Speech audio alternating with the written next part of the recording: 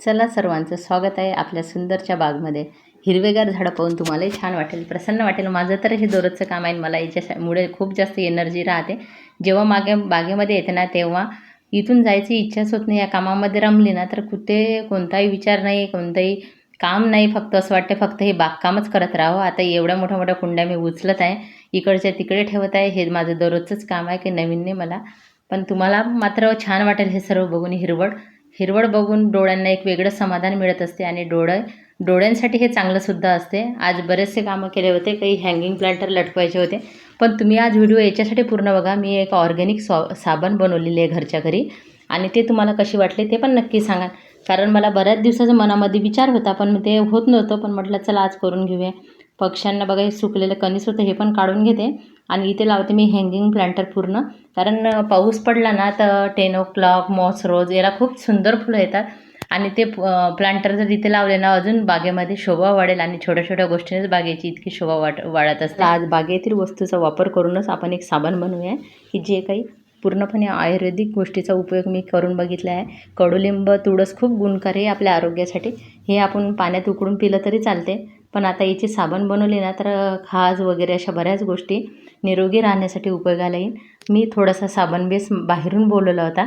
साबण बेससोबत मी आहे ना, घरातली थोडीशी साबणाचा तुकडा घेईन. बघा इथे अल्वेरा, तुळस आणि त्याच्यानंतर कडुलिंब हा स्वच्छ पाण्याने धुवून घेतला एकदा अशा पद्धतीने. आता काय करायचं, याला मिक्सरमधून काढून घेतला आणि असं गाळून घेते एका चाळणीच्या साहाय्याने.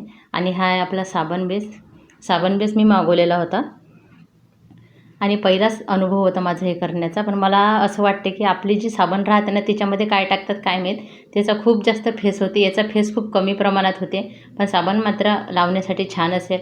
म्हणून मी घरातला अर्ध्या साबणाचा तुकडासुद्धा याच्यात टाकून घेऊया. बऱ्याच दिवसापासून मी अशाच साबण वापरते. ह्या पण बघा अशा होममेडच वाटतात. आणि एवढा तुकडा मी त्याच्यामध्ये टाकून घेते. आणि हे टाकल्यानंतर आपण काय करू आता, खाली गॅसवर एक पातेलं ठेवायचं, त्याच्यामध्ये पाणी ठेवायचं. पाणी ठेवल्यानंतर वर एखादं भांडं ठेवायचं. म्हणजे डायरेक्ट साबण ही गॅसवर न ठेवता थोडं पाण्यात ठेवायची वरच्या भांड्यामध्ये छोट्या. आणि हे पूर्ण कडुलिंबाचं सर्व गाळून मी त्याच्यामध्ये टाकणार आहे. हा साबण बेस आहे ना, थोडासा मेल्ट झाला की मग हे कडुलिंबाचं आपण केलेलं पाणी, कडुलिंबच नाही तुळस आणि अल्वेरासुद्धा आहे याच्यामध्ये. तिन्ही गोष्टी खूप आयुर्वेदिक आहे. बघा अशा पद्धतीने मिक्स करून घेतलेलं आहे. आणि हे मिक्स केल्यानंतर आता आपण काय करूया, आता हे थोडं पूर्णपणे मिक्स झालं ना, तर लगेच बघा असं मिक्स होत होतं ते. आता हे साबण बेसचं जे हे आहे त्याच्यामध्ये हे भरून घेते मी. भरलं की एकदम थंड झाल्यावर मग आपण साबण काढून घेऊया. कोणती गोष्ट नवीन करतो ना, तो जे होईपर्यंत 10 वेळा आपण बघत असतो ही झाली का नाही झाली. माझंही तसंच झालं होतं. कारण आनंद खूप जास्त असते. आपण छोट्या छोट्या गोष्टी जरी करतो ना, घरच्यांसाठी त्याचा आनंद आपल्याला खूप जास्त असते आणि कोणाला देण्यासाठी पण मी दिल्यासुद्धा. कारण मला असं वाटतं की आपण केलेल्या वस्तू जर दिल्या आणि आपण घरी वापरल्या तर खूप वेगळं समाधान मला मिळत असते. म्हणून मी बघा आता हे 4 साबण बनवून घेतलेले आहे आणि थोडंसं उरलेलं होतं. बघा आपल्या साबण काढताना बघा किती छान वाटत आहे. फक्त जेव्हा मी हाताला लावले तेव्हा मला फेस थोडा कमी प्रमाणात वाटला झालेला. आता दुसऱ्या वेळेस अजून मी थोडीशी घरातली साबण आणि हे करेल, वेगळ्या पद्धतीच्या साबणा तयार करेल. तुम्हाला जर पाहायचं असेल तर चॅनलला लाईक, सबस्क्राईब, कमेंट करा. याच्यासाठी नाही, पण माझ्या मेहनतीसाठी थोडं तुम्ही करू शकता, तुम्हाला आवडत असेल तर व्हिडिओ. आणि बघा आता असं आम्ही वापर करून बघत होतो याचा. फेस तर होत होता पण खूप कमी प्रमाणात होत होतं. जसं बाहेरच्या साबणीचा होत्या ना तसा नव्हता होत. पण म्हटलं चांगलं आहे घरच्या घरी बनवलेली, म्हणून हे नक्कीच करून बघूया म्हटलं आपण.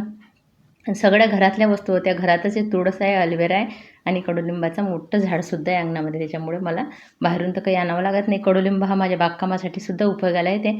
तुम्हाला कसं वाटलं आजची व्हिडिओ, आजची माहिती नक्की सांगाल.